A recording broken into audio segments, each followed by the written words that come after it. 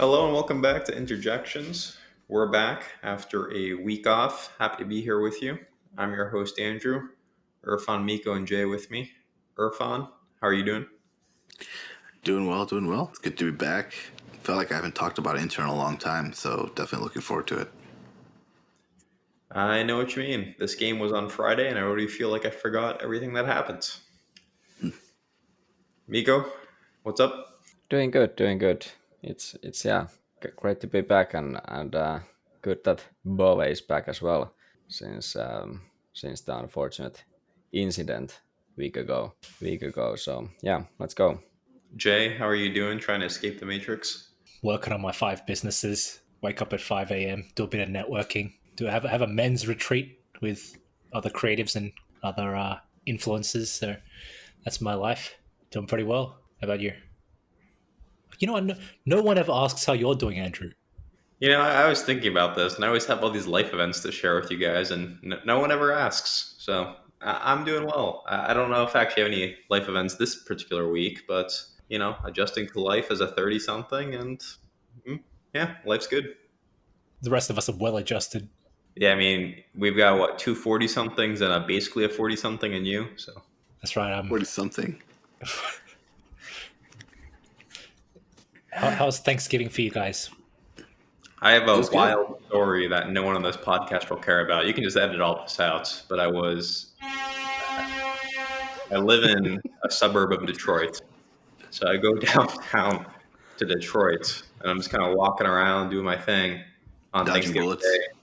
Yeah, dodging bullets on the streets. Ransacking abandoned houses, boarded up. Yeah, houses. Looting storefronts. Yeah. So I don't have any family in America, really, and my wife had work that day. So I'm just walking around Thanksgiving, kind of doing my thing, and somebody walks up to me in the street and is like, here's a ticket to the Lions game. Happy Thanksgiving. It was crazy. So that was like a $500 ticket they just gave me for free. It was very nice of them. Wait, what? And that's a real ticket? Real ticket. I was like, this doesn't feel real. But sure enough, walk up to the gate, scan it, good to go. Got to watch the Lions game. Wow. What is the Lions? That is the fair point. That is the NFL team that is from Detroit, and they're actually really good this year. What about the Red Wings? They are horrible, but that is also the hockey team. Oh, that's ice hockey, is it? That's right. That's more Mikko's domain. I don't actually watch hockey. All right. And what about MLS? Does Detroit have a team? We do not. This is a long-running controversy. I think we're the largest metro area in America without an MLS team, but absolutely nobody here cares about the sport. Fair enough. There you go. Now that you're all caught up on what's going on in Detroit sports, we can go ahead and get into things. So obviously we didn't record last week after the Fiorentina match was abandoned. Horrible circumstances, obviously. We were not playing well at all in the match. We had thought we'd just snatched a goal. There was this whole debate about whether or not the ball was in or out, that Dumfries had passed to Lautaro. And all of a sudden, you have a medical emergency on the pitch. Bove's down. The broadcast accidentally showed one shot of him just collapsing. But aside from, and they don't like to show these moments on the broadcast, but aside from that, it was just a guessing game, and no one really knew, and everyone was immediately going to Eriksen because that's the immediate comparison. That's the most recent example we've seen of this from a player on a big stage experiencing this. So horrible stuff, and I don't want to veer too far down the path of the way some people are approaching this in terms of players play too many matches, or there's even more ridiculous things than that out there.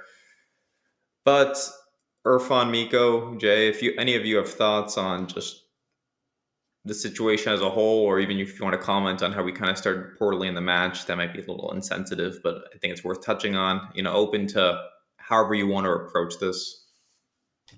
Yeah, I mean, it's tough, right? I mean, I think you framed it correctly. Anytime something like that happens, it's quite scary.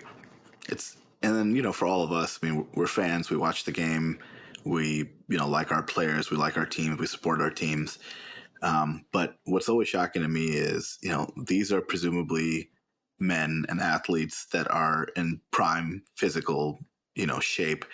They're put through a bunch of training, put through a bunch of testing, presumably. And, they're just what you would think of as the ultimate physical specimens. And when something like that happens to one of them, it's always kind of scary because you're like, wait, these are people who take very good care of themselves and subject their bodies to a lot of, good, positive treatment. And so, I don't know, I always think about that when something like this happens. I'm like, man, these are young folks who are, in prime physical shape. So it's always scary to see. And it looks like he's going to. Makes you look down at the cheeseburger in your lap, Oh, the yeah. beer in Oh, one yeah. hand, the vape in the Yeah. other. Yeah, once I get past the belly and I see the cheeseburger, I'm like, oh man, this is, maybe I should just eat half of this. But no, Yeah. I think Watching the it's one of incident, those. vaping nervously. That was me. Like maybe I'll vape a little less today. No, yeah. So that part's always kind of scary, but it looks like he's going to get that defibrillator thing put in that Ericsson did. So it kind of sucks that his career in Italy is essentially over. I really do wish they would revisit that. But yeah, that was my initial thought when it happened. It's just depressing. It kind of sucks, but I'm glad he's okay and glad he's going to be okay. Yeah, it is crazy. This guy's 22 years old. Ericsson was like 31 when this happened. And as we all know, that's basically death at that point, 31 years old. But yeah, I think Bove's age was a shocking factor. The fact that just horrible events like this keep happening to Fiorentina, it feels like, is Yeah. hard to understand. I don't know. Mikko, you're a man of self-reflection. What do you think? uh, yeah, it was quite scary to see it, and the players acted quite fast on that case, and yeah, the Ericsson incident came to everyone's mind immediately when the players gathered around Bove, and but yeah, it was good to see everyone seemed to act pretty fast, all the medical all the treatment people there, and the players Dumfries, Çalhanoğlu, they acted really fast, and was the one Fiorentina guy who tried to take the tongue out of Bova's throat, and these basic things. But yeah, it kind of sucks for the guy now that he can't. I believe he can't continue his career at Italia anymore, and probably can't take part in the national team if I'm right. But I assume he can continue elsewhere. I don't know, Spain, France, maybe even England. I don't know. But let's hope he can pick it up from where whenever he comes back on the pitch. Yeah, I would like to see them. I'm not a medical professional, obviously, but I would like to see them at least look at this rule and just understand the impact it's going to have. Like, countries like England allow players with these pacemakers to play. I'm just curious what impact this would have on his national team career. Obviously, he's not allowed to play Serie A matches anymore. Like, would he allowed to play for the Italian national team? I mean, the games are taking place in Italy. It creates some sort of logistical things I'd like to see them look at. But at the end of the day, the most important thing is this guy's awake and responsive. I mean, who knows if he's even going to play football again? We're taking something for granted here, assuming he's going to be able to. I don't think the Ericsson's redemption arc is the norm for these types of situations. He's fortunate that he was able to return to England and pick up playing, and it's just no certainty that Bove is going to be able to continue at any level. So Yeah, there Yeah, are actually players who have retired from like heart conditions and things like this. If I'm not mistaken, even one of our guys, was it Agree. Natalino?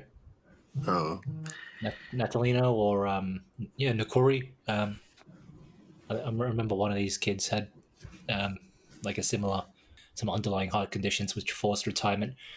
Makes you wonder. I mean, on one hand, you kind of assume it takes place, but does anyone know if they do like yearly scans or yearly tests for exactly these kind of things? I mean, you've got your typical medical pics with the guy on the exercise bike, shirtless, with those things attached to his chest. Like, can they not invest in a like a I'm pretty sure they do that like every preseason, like start of the preseason. I would that's what assume, I but thought too. But yeah, it seems like there's a lot of undiagnosed, congenital heart conditions that exist, and you'd think that if these checks are happening yearly, that we'd hear more about them being caught, but who knows? Look, I Yeah, I guess don't know. Was it something? I- I'm I, not I, I like read, and totally this may familiar. be irresponsible to even speculate on to share, but Yeah. that's why I'm here. I'd read that he had a epileptic fit, which triggered the cardiac arrest. I'm not sure how true that is or how medically legitimate that even sounds. My first thought when he went down was kind of like, as sick as it sounds, kind of hoping it was something epileptic as opposed to something heart related, obviously, between picking an epileptic fit and picking cardiac arrest, it's kind of like you'd say the epileptic fit is obviously a little bit less life threatening than a heart attack like Erickson's. So that's something that I had read, but again, complete speculation. And if he's had the defibrillator implanted, which I believe he has, then that might even disprove that rumor. You guys have already touched upon the kind of common sentiment, which is that it's a shame that such a young, talented guy will no longer be able to play in his home country, and that if anyone loves their home country, it's Italians. But hopefully, if he can continue, he does, and carves out a good career for himself overseas. I guess the one thing that we haven't touched upon is how this affects our schedule, and that's the kind of big one. It sounds like we might have to replay the match in February from like the 75th minute. From the play like a 75-minute match, because I think the incident happened around 15 minutes or so. Firstly, I don't like how they do that. I don't like how they make you play like the remainder of the game. They should just replay the game from scratch, especially considering it was 0-0. I heard February or March. February seems likely, but I'm not one who looks at the schedule, to be honest. I don't know who we're playing even 2 days in advance. The only reason I ever know what's next is because of this podcast. Otherwise, I never check the schedule. I never check, so I don't know what we're looking like in February, but I'm assuming there's some congestion there with the Champions League, maybe Copa, and obviously the league. I think this is where Mikko is probably the most knowledgeable. yeah, If yeah, there is yeah. a I time to fit actually, it in, February? yeah, I checked it, and yeah, February is the rumored month because well, in February they play the Champions League knockout playoffs, and if we manage to skip that round, then we can play on February. February, at the start of February, there's Coppa match in one midweek. Okay, let's start over. Milan game is like the the first match in February for us. Then it's Fiorentina home match week from that, and I believe there might be a Coppa match in between. But after Fiorentina, it will be Juventus and then Genoa, and there's like 2 midweek spots left. So I believe it will go between Fiorentina Juve and Juve Genoa, or Genoa Napoli. Napoli is the first match in March, so it's not exactly like an easy schedule there, and we will have to probably add this match between some of those games there. Since on March the Champions League will continue, assuming we will go through, and it looks quite likely we will go even as the top 18. So that will be the place to play that match. It will be riskier if we or if it will be postponed further in the spring schedule, since Fiorentina might go deep in the Conference League. So I don't know. I don't know how the schedules with those play or knockout matches there goes, but I assume they want to slot the match as early as possible. Let's transition to talking about the victory over Parma on Friday. First off, this was a horrible fixture slot. You're in the middle of the day on a Friday. What are we doing here, people? But it was a pretty easy win. We didn't have a chance to preview this one on the pod, obviously, but this was not a game I was too concerned about. We had a full strength lineup. We were well rested after not really playing against Fiorentina. It felt like we were sitting on a victory here. I want to start by just talking about Mkhitaryan, who by a lot of prints are calling him the man of the match. He had 2 assists. He assisted DiMarco's first goal, and then he had the incredible pass to Barella on the breakaway. And this is a guy I have written off at various points in his Inter career. I thought he looked finished at the end of last year because we played him too much. He wasn't contributing statistical contributions to the team. And then it just he's really picked up this year. He's scoring more, he scored a goal, which is more than end of last season. He's providing assists, and Inzaghi's still reluctant to put this guy on the bench because he's kind of the only player of the skill set that we have. We had looked at signing Samardzic, who has a similar skill set to him 2 years ago. Obviously, that fell apart. But the result is we keep playing this 36-year-old, and he's making people like me wrong when he puts in performances like this, where he just, that was a world-class performance minus a horrible shot he curled way wide of the post. So, Irfan, I know you're a fellow Mkhitaryan hater. What do you think of the performance? Yeah, you're right. I mean, you summed it up exactly correctly. He's somebody who, look, I admire him as a player, but I just think that, like you, he was pretty much finished towards the end of last year, and he always pops up with a game to prove everyone wrong once in a while. And this was definitely one of those games. I just wish that this game happened once every, 2 or 3 games versus once every like 20 matches or so. But, credit to him. That pass to Barella was incredible, and he was involved in the play throughout, like you said, setting up DiMarco for his first goal. So don't want to take anything away from him. It was a great performance. And, I'll always credit him for that performance against Milan he had last year as well. So props to Mkhitaryan. Been a good player for us. I wish there was a younger and more consistent alternative. But you're right. Inzaghi really, really does love him and plays him pretty consistently. My main issue is I think he just gets. I think he got Jackoed last year, and I hope he doesn't get Jackoed again this year. In that Inzaghi just plays him all the time, too many times, and then he kind of loses his ability to really influence the match later on in the season. So I don't know. Maybe he'll be a little bit more rested or rotated down the stretch this year, since I think we all have pretty high expectations of this season. Doing well in the Champions League and really winning the Scudetto.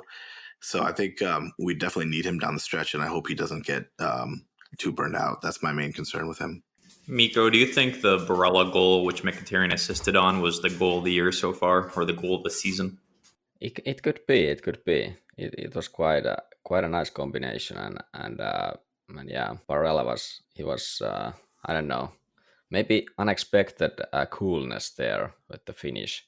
Shades of the goal against Juventus in the Conte season when Bastoni made that pass to Barella from like a similar position, just that kind of defense splitting through pass.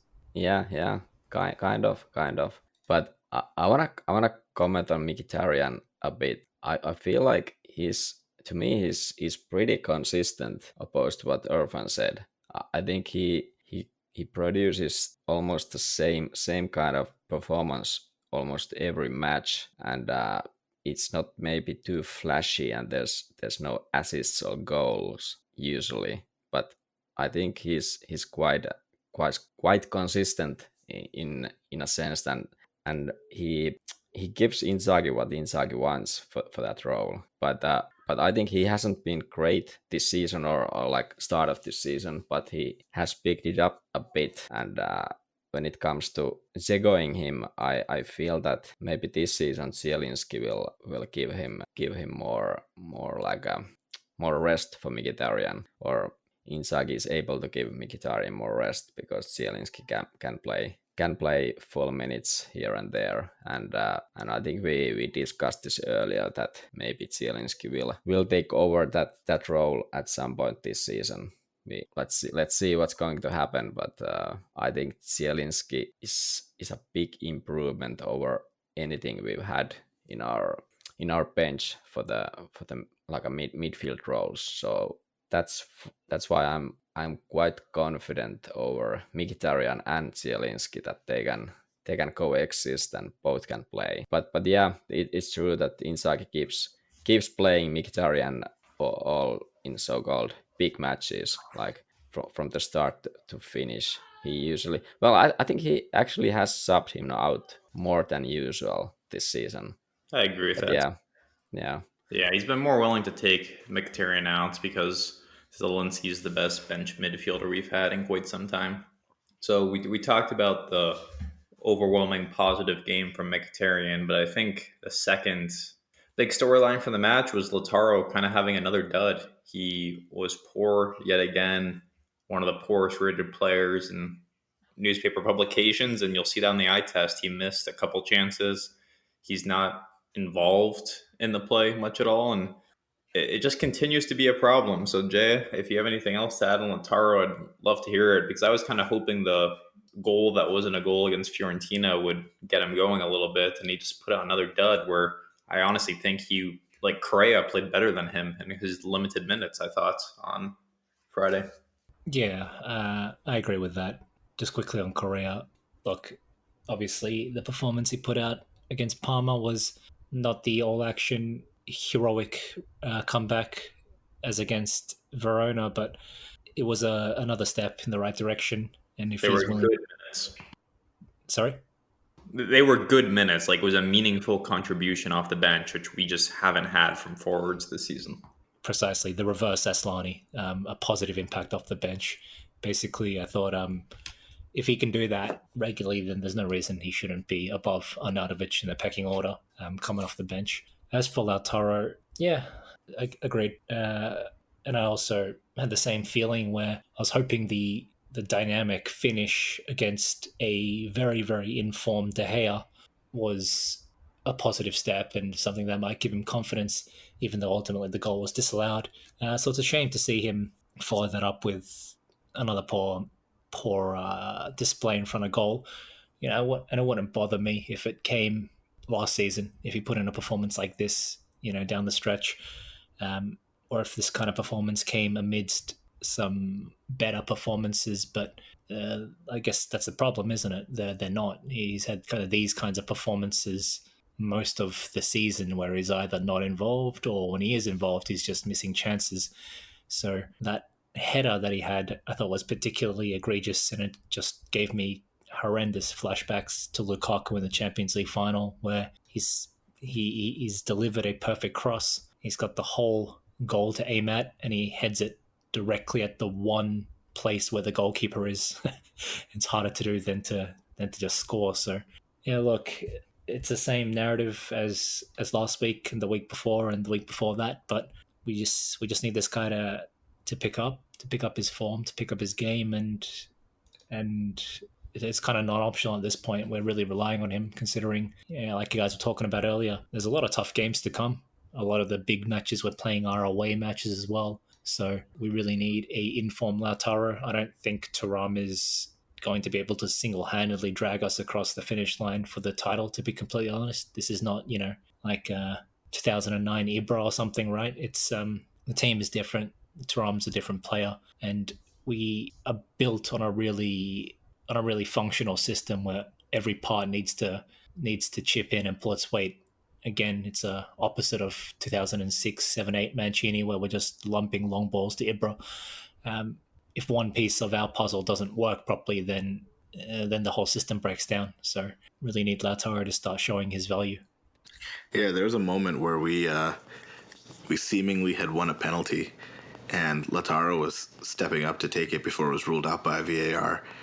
And I think I felt like a lot of Inter fans felt, which was like, just don't let him take this penalty, because I have no faith that he was going to make the penalty. And the last thing I felt like his confidence needed was to have another penalty either blocked or missed.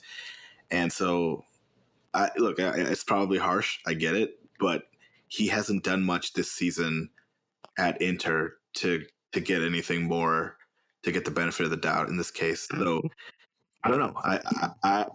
I'm concerned about his performances. I just don't see. I just don't see him involved, and he just seems really off. And so I don't know. To me, it's like one of those things where someone's really involved and someone keeps getting shots on goal, but it's just getting unlucky. that doesn't seem to be the case with him. He just seems off when he plays for us. I don't know. I don't get it. Problems in the bedroom?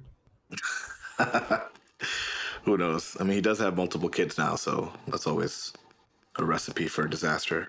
Irfan can vouch for multiple kids ruining your life. I have a bit different view on this how Lautaro performs. You I mean, obviously, don't say, Mikko. I will say. I think. I mean, I don't see huge problems in his game. If he's keep getting these chances, it means he's involved. And of course, if he keeps missing all the chances, that's not good. If we keep missing points because he don't score, that will be an issue. So far, I don't think it has been an issue yet. We've been winning quite a lot, and he's been missing. He's been scoring a bit, but he's been missing quite a few. And in this match, he missed was it 2 or 3 pretty good chances. The header, then the one-on-one with the keeper, and then what was the third one? It was the first in the first half when the ball bounced right in front of goal, and it was almost like an empty net there, and he smashed it rebound. over. Rebound, yeah. But the point is that he's there and he will score at some point anyway. Maybe the issue is that he's so low on confidence that it will grow on him, and it might get worse, and then it might punish us. That's my issue with this current situation. And I saw Inzaghi commenting that he wanted to kept Lautaro in to see if he could score a goal. So he was thinking of taking him out, but he decided to keeping him in just to hope that he would get his goal. So they are really trying to get him that goal again. And I saw in the match in few cases Thuram played in a way that he really looked like how he could get the ball to Lautaro to score, and he kind of ruined at least one good attack because of that, because he was clearly playing it for Lautaro. And I felt like Correa was doing the same thing. Correa was also trying to set up Lautaro. So yeah. I think like the silver lining, like you said, Mikko, is that we're still very competitive and winning matches and in all the races with Lautaro having his kind of signature goal drought.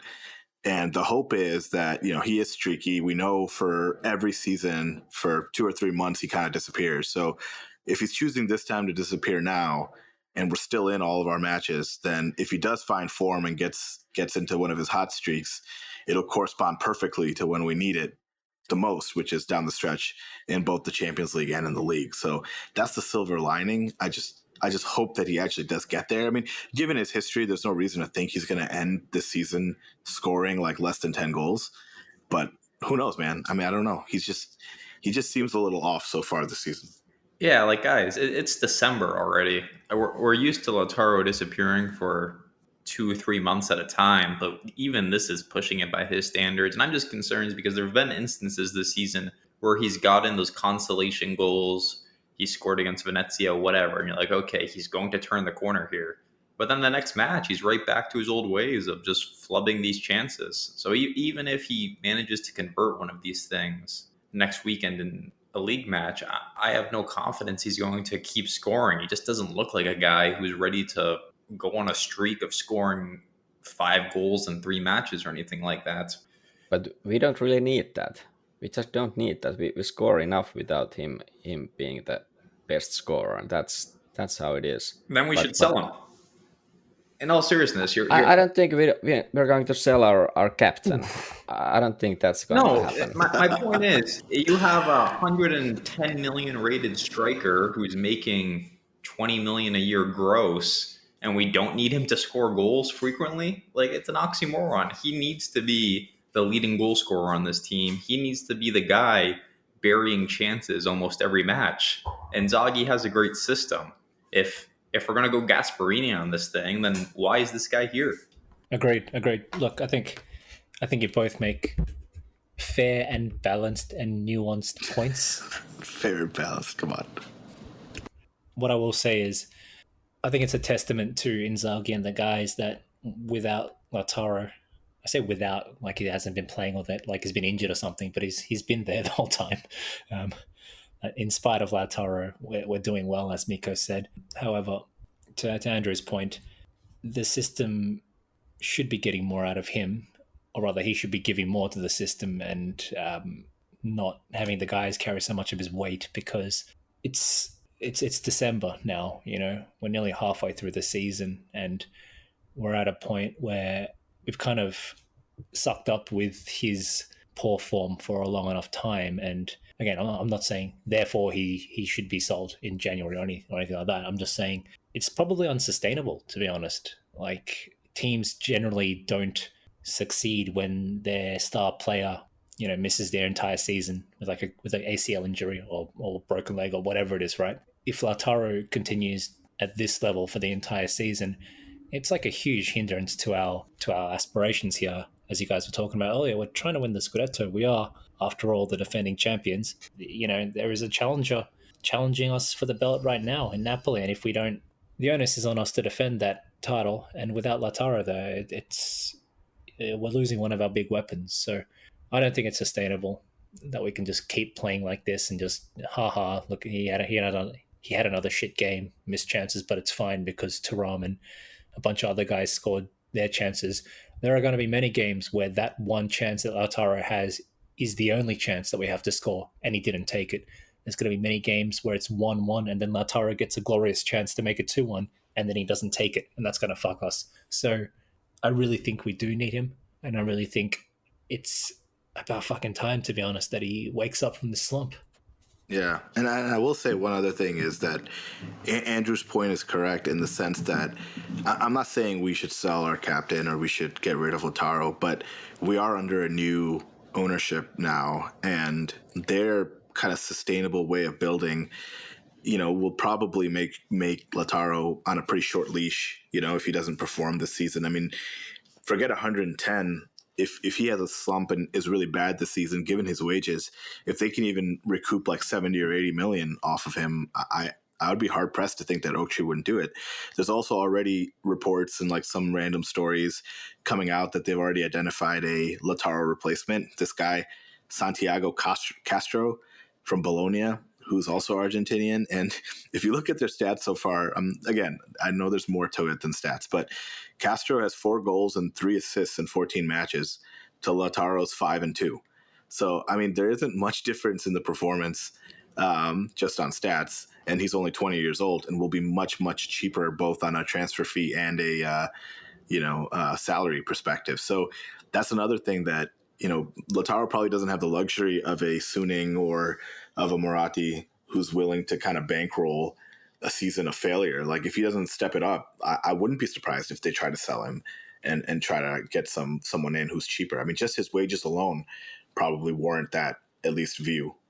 Yeah, and the first time I'm hearing that Castro is linked to us, to be honest, but if you ever watched him play, he's actually a pretty interesting candidate to replace Lautaro. He's got that same kind of, he's not hugely tall. I believe he's like 178 or so centimeters. That's like, what is that? 7 foot 13 inches and 6/4 or something for you fucking Americans. But this guy on the shorter end, but he has like this kind of scrappy way of playing the same way Lautaro does. At the same time, he's got technique. He's got this refined style to the way he plays as well sometimes. So I think actually he's quite a close profile match for match. But anyway, Santiago Castro sounds like some sort of Latin American dictator you'd read about in like a fiction novel. President of Valverde. No, you're right. He's Argentinian. He's only like an inch taller than Lautaro, and they do play in similar ways. Obviously, Santiago's much more unproven, but again, if we're going to start, You don't say. Mikko, take the last word on this one because I know you have a rebuttal. Yeah, I can see us signing Castro to be the bench guy for Lautaro, to pick up from Lautaro how to play this game, how to play at Inter and so on. But of course, not to replace him. That's out of the question. And I feel it's extremely unlikely we would sell Lautaro, even if he has like a poor season. I just can't see it happening. But yeah, if he continues to score in this rate, he will end up in, I don't know, a little over 10 goals for the league. Maybe that's a bit bad. That's a bad stat for him for his salary. I admit that, but I can see us selling him. He like said, he's the club captain, and he kind of he brings the leadership and the kind of setting the standard how to play, how to be at Inter. And I think there was a perfect example of setting the standard was at the end of Inter-Parma when there was some kind of a counter or something for Parma right at the end, and Lautaro was still chasing the guy and blocking the counter that you need to play till the end. And he's kind of he sets the level how to behave and play, even if the stats don't back him up at this point. But I'm fairly confident he will score more than this throughout the season. But yeah. What do you think he will finish with in terms of league goals? League goals. There's how many rounds left? It's the math is 24 hard. games left. Okay. I would say maybe, what would it be? Is it 15, maybe 16, 17? He will pick it up in the spring. I feel maybe once Napoli have clinched the Scudetto, he'll go on a scoring bender.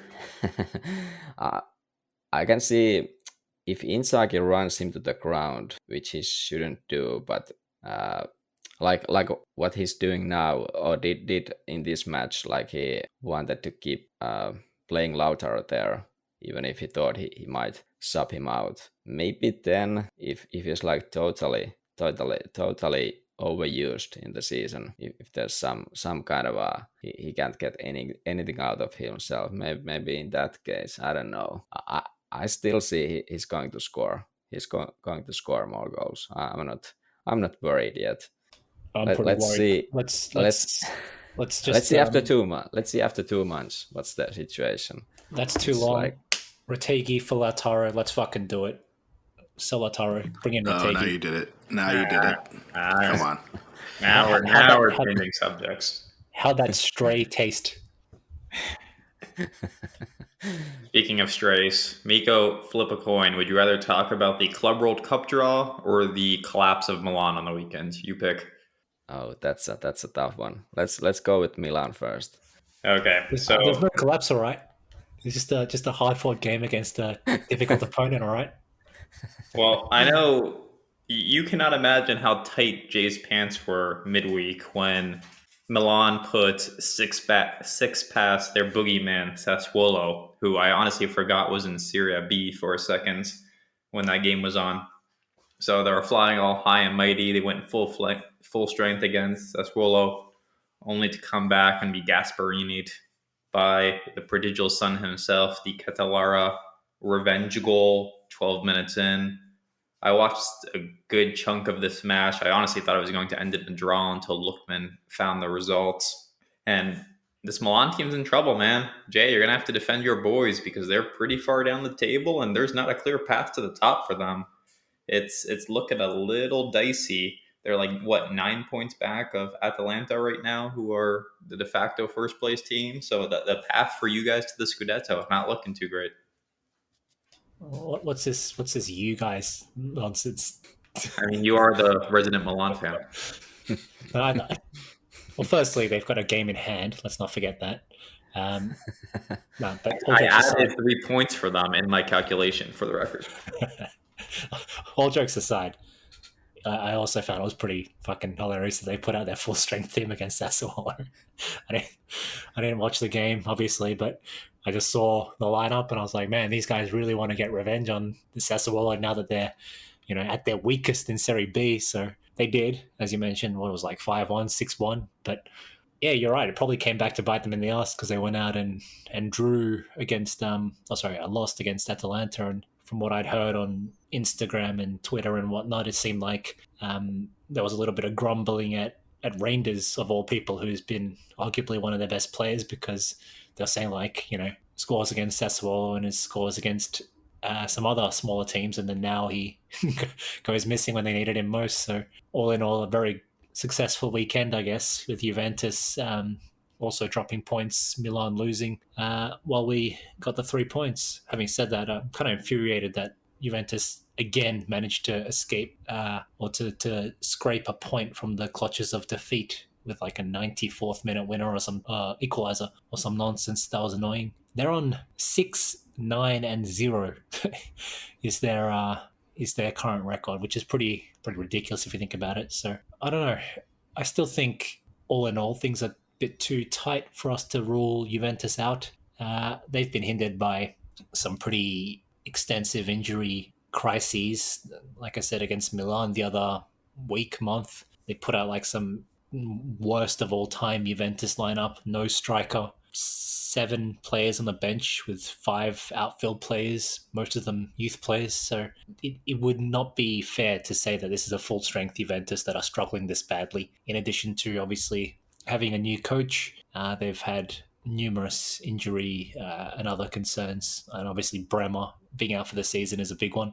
Just to kind of reiterate the point that I said, the point that I made about Lautaro, Juventus are suffering because their best defender is out for the entire season. Pivoting back to Milan, I think this is the quality that they're at with Fonseca, and I still don't think it's that bad, to be completely honest. I mean, they beat Madrid at Madrid, which is not easy to do, regardless of Madrid themselves having some wobbles this season with Mbappe looking like a bit of a shit.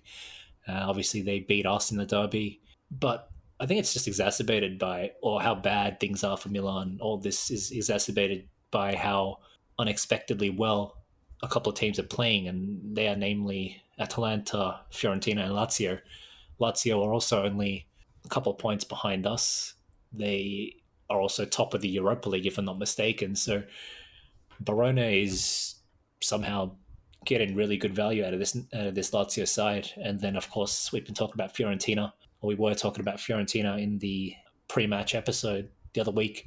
They are flying high, same record as us, 9 wins, 4 draws, 1 loss, but they've conceded just 10 goals in 14 games, whereas we've conceded 15. And De Gea has been one of the players of the season. Moise Kean has been one of the players of the season.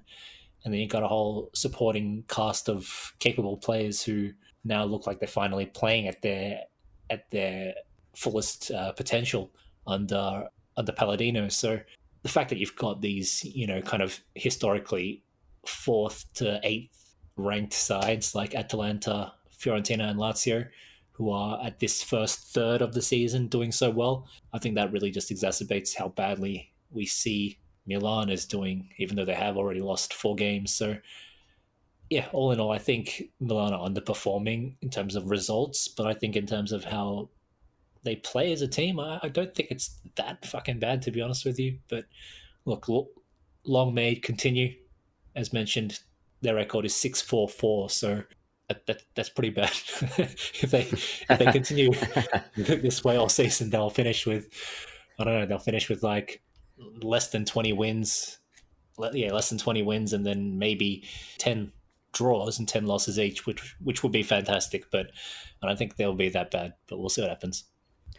I completely agree. Sorry, I completely agree that Juve is a still real threat in the league picture. Well, I just don't consider Milan there at this point. Go ahead, Mikko.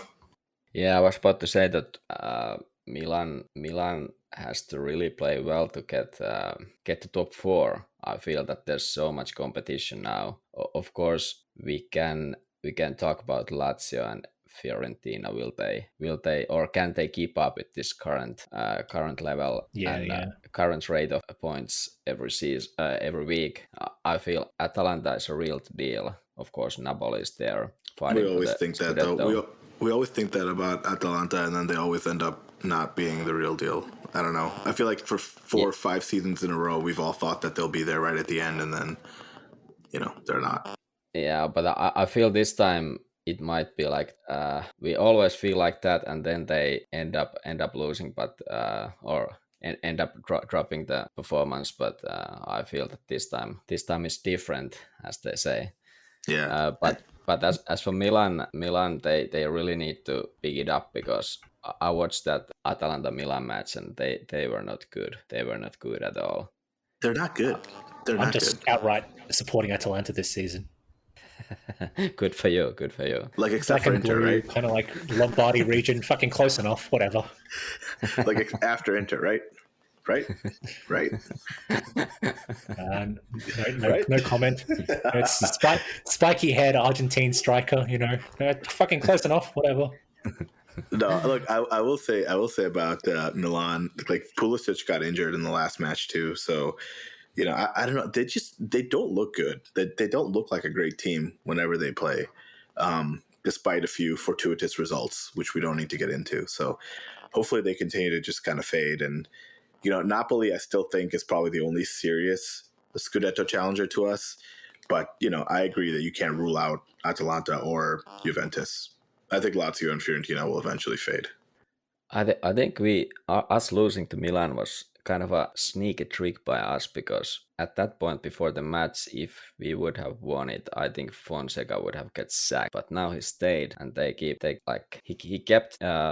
kept him, and they keep going on with this current performance, and the results aren't great. So there are like great results here and there, like the Real Madrid away win. That was a nice one, but in the like a big picture, it's kind of irrelevant. We are talking about Champions League, so you need those points for something, but it's like in the end of the season, it's irrelevant if you won Real in the league stage or not. So I don't know. It feels like we did dirty dirty with them on that loss. I can't wait to see Mladen Samardzic lifting the Scudetto. Well, that sounds like a good time to get into Leverkusen. So let's get into it. This is the midweek Champions League fixture. This is probably the second hardest Champions League group stage fixture we have after away City. We've got away Leverkusen.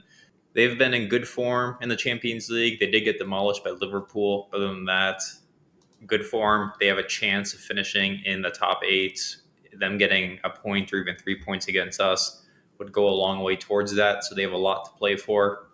You all know the Leverkusen story by now. Incredible transformation they've had under Alonso. Great performance last year, and there's a ton of really good players in this squad.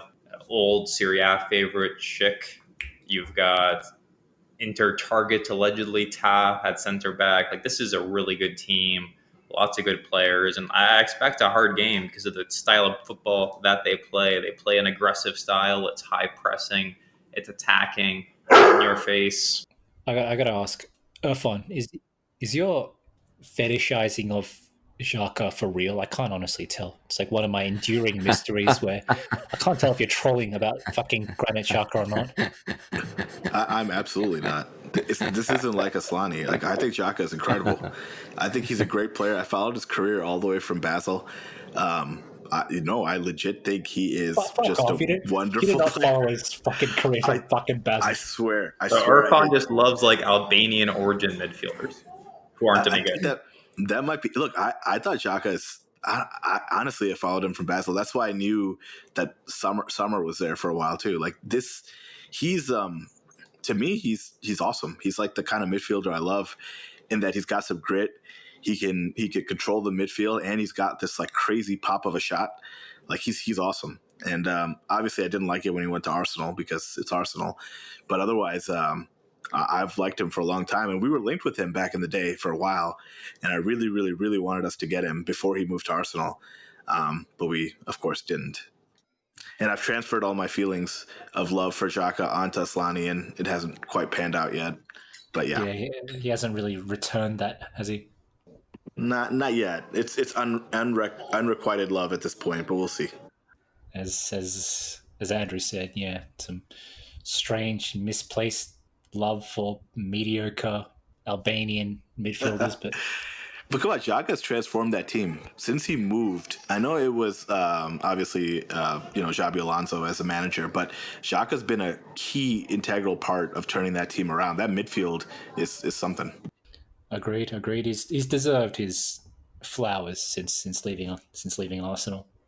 While Andrew sorts his dog problems out, I'll take over for a second. What are we expecting to see here? Is Leverkusen so strong that a draw is a good result? is our own position in the table so secure that a draw is acceptable in relation to the other fixtures that we have left and the remaining budget that we're expected to use up? I'll start with you, Mikko.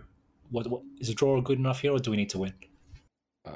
I think it's good enough, but I really want us to go for the win, and I believe we will do so. But then it remains to be seen what kind of a, like, is it, how possible is it? Because in a good day we can win any team, but you know, Leverkusen is in a like a top form. What was it? I just checked it. It was like last 3 games in the league they won, and then in last 5 games on total.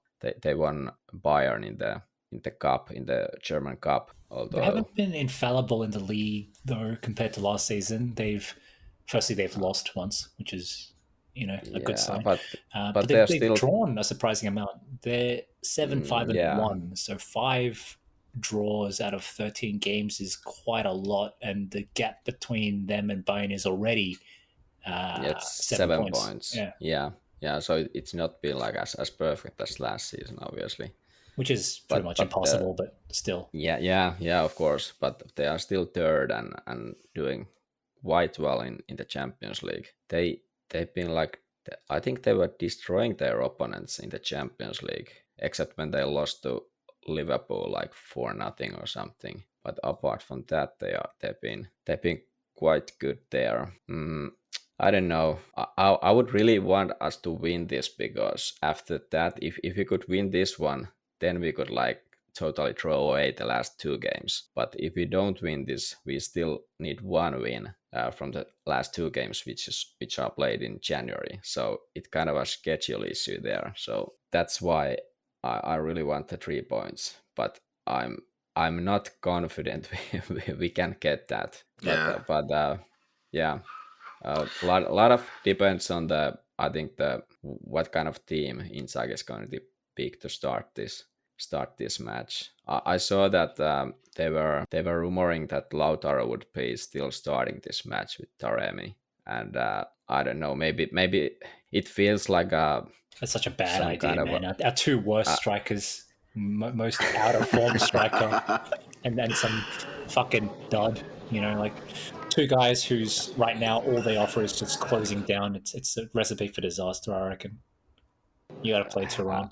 I think maybe Turan, but then again, I feel like Inzaghi has been subbing Turan out a lot this season and haven't played him as much. So it feels like he's trying to save him a bit and not use him that much. Maybe Lautaro is just more durable.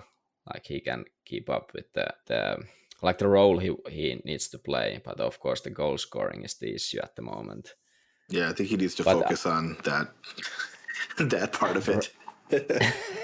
but you know the general play, it's still there, and I can see why Inzaghi rather uses Lautaro than I mean in this case rather than Arnautovic, because Arnautovic has been starting these Champions League matches, at least some of these, and he hasn't been good all season long. So yeah. It's kind of I can see this being a bit of a slap in the face for Arnautovic, that he won't get the start even in this one, and he plays quite rarely. But it is what it is. He's just performing like too poorly this time that you can't use him. Shit.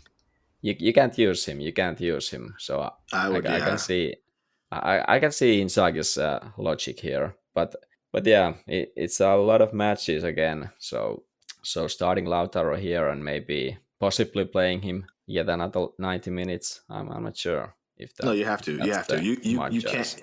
You cannot play. You can't start against Leverkusen away with Arnautovic. Like, you just can't. I'm sorry. He just has to deal with it. Lautaro has to play, and whether you don't start Thuram but you bring him on soon as a sub, he needs to play in this match too. Because I agree with you. I think we need to aim for 3 points here, to just keep the pressure on the other teams and keep pressure off us going into the last 2 matches. One thing I actually saw about the players is that Bastoni was been starting this one, so I don't know did he got something from the Parma match, but saw from Gazzetta that he probably will be part of the team, but won't be starting. So that's a bit of a unfortunate news. Yeah. Are you guys surprised to know that Leverkusen are actually the betting favorites in this match? Wow. I don't think I'm surprised. It's the home match after all, and they've been pretty strong anyway. Like now 2 years in a row, or 1.5 seasons in a row now. So I can see them being a favorites. We actually have a bit of favorable fixture lineups for this match because we have this one, then we actually don't play until Monday against Lazio. So to Jay's earlier points, I think you just go for this. You roll out everyone you can. Apparently Bastoni's hurt, but you go full strength and you try and lock down the top 8 spot because like Mikko, like you were saying, if you win this match, you're guaranteed a spot in the top 8. You're guaranteed to not have to play those extra matches in January. And so favorable schedule here. I think you go for it, but I am worried because I could not tell you the last time we went into Germany and had a successful showing. Did you say Bastoni's hurt? Or he's not playing. We don't know. He might have picked up a knock. Who's not playing?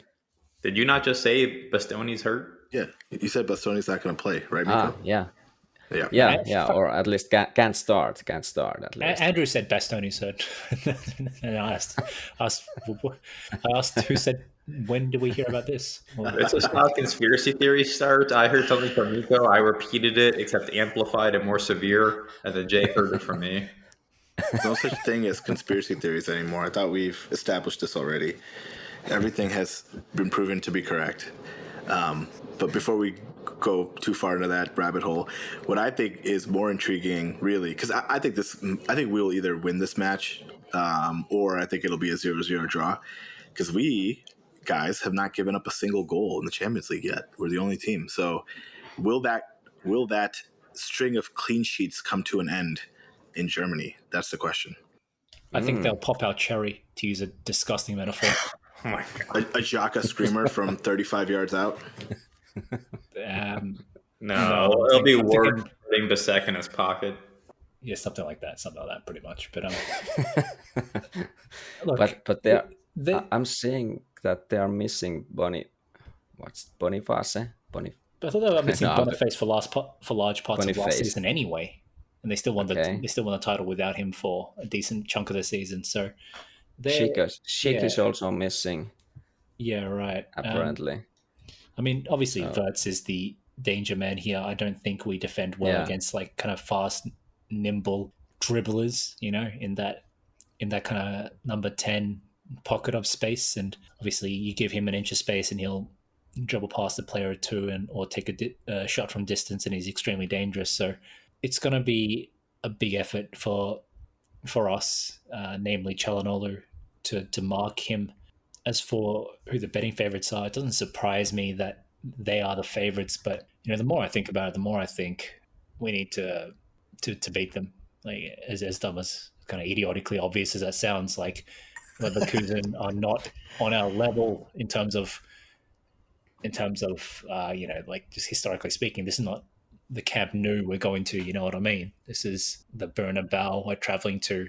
Leverkusen are not on that level, like I said. So I think in terms of, I don't know, me at least, I always think that kind of plays into the players' heads. I really do believe that, like the size of how big you are as a club, or how big your opponent is as a club, and historically and all that kind of stuff. I do think that does make a difference to the players on the pitch. And case in point, that's why Alonso deserves such credit for kind of taking that off his players' shoulders and making them believe in spite of that lack of history compared to Bayern Munich or whatever last season on their way to the title. But it goes both ways is what I'm saying. So I'd like to think that our players can kind of stare them down, but it'll be a tough ask considering how strong they are, how well they play at home, and especially if we are missing Bastoni, that'll be a big loss as well. But yeah, look, a draw wouldn't be bad, but obviously a win would be fantastic here. And I think a win here is equally as difficult as winning against Arsenal at home, to be honest, just given the home versus away ground kind of advantage. But you said Yeah. Hakan would have to guard. Is Asllani injured? I hope I hope so. I hope so. We'd assume that Hakan will be starting this match. We don't know yet. It might be Look, Asllani. Might be Asllani going up against his mentor in my head, which is Xhaka. in So. your head, yeah. look, I'm just going to be emotionless about this and give the cold hard facts. We were winning 3-0 on the weekend against Parma. We subbed on Asllani and we conceded a goal. I think the proof is in the pudding. Okay, I knew this was coming. But I will not dignify it with a rebuttal. But what do you think that Mkhitaryan will start this one? I don't think so. We've been playing Zelensky in these Champions League matches. I would be fine with starting Mkhitaryan. Like I said, we have some good rest advantages built into the fixture, but it seems like he's giving Zelensky the Champions League starts. Yeah, Zelensky has started City match, Arsenal match, and Leipzig match. Mkhitaryan came in those matches. So yeah, Zelensky should be fine. So I believe he's going to start, and I think it's fine. It's fine. He brings. I think he brings kind of another element in our playmaking because he's so skillful with the ball and pretty good with his like turns and twists and I feel confident having him there. But it's kind of hard to predict what kind of game is it going to be. Like Arsenal, are we going to sit deep and just wait and try to hit the counters, or how it's going to play out? Because honestly, I haven't seen too much Leverkusen play this season. They play usually they play the three at the back and the wing backs like we do. But for example, against Bayern in the cup game, they played with 4 defenders. So I don't know which one it's going to be. The wing backs they have, they are dangerous. Grimaldo and Frimpong and who's this? I don't know who's this Arthur. He started their latest match on the right wing. But yeah, I assume the wing play it's dangerous anyway. So yeah, that's another interesting interesting point is that will Darmian or Dumfries start? Didn't Dumfries play the whole match, or Yeah, I was gonna say I think he did. maybe he's not gonna start this one? I wish he would, but I don't know. Who do you think? Yeah. Wait, who would start instead then? Darmian? Cannon? Yeah. Buchanan? What is this? The podcast where we all just start listing off shit players? I mean, Yeah, we need to veer this thing back on course. Wow. Let's do some predictions, Jay. this is a tough. I was going to say this is a tough match to call, but then I say that every match. So Someone has to call this match KG. Someone call it KG. I'll stop being a hack and I'll just man up and predict a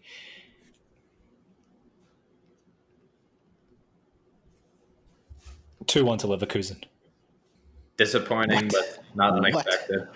I think this is a game where the walls come crumbling down. I suspect we take the lead first through DiMarco, and then they get one back, and then after they get one back, instead of us trying to get another of ours and win the game, we go into defense mode, try to hold on to the 1-1, and then some late pressure. Finally, we cave into some late pressure and concede a late goal to lose 2-1. That's how I see this match going. Does Xhaka score one of those goals? He may as well. But I'm going to give it to Grimaldo, both goals, to show that he is the best left wing back on the world. No, I'm kidding. I do think there's a bit of rivalry there between Grimaldo and DiMarco, though. But no, I think it'll be potentially set pieces that might be our undoing. But I'm willing to give one goal to Wirtz as well. Go ahead, Irfan. I'm going to go with a 0-1 scoreline with us winning. I think, man, I don't know who to give our goal to. That's the problem. I'm going to give our goal to Zelensky. And I say we win, and we keep a clean sheet as well. But Xhaka hits the post and hits the crossbar. There you go. I'm okay with that. So all right, I'm gonna go with that draw. I'm not the draw win 0-1 would be fine, but I'm not going to take that now. So let's go with the 1-1 and Lautaro keeps misfiring, but Thuram comes in and equalizes the game. And Wirtz will get with Leverkusen's goal in the first half. He will break our clean sheet record. Andrew, what about you? Andrew with the tiebreak. We've all predicted something different now, all three of us. So let's see. You guys aren't going to like this one. I'm concerned about the defense. I did not think Bisek looked good against Parma. He was shaky in a few instances. He led to one direct Parma goal scoring opportunity. Maybe Parma's only goal scoring opportunity of the game.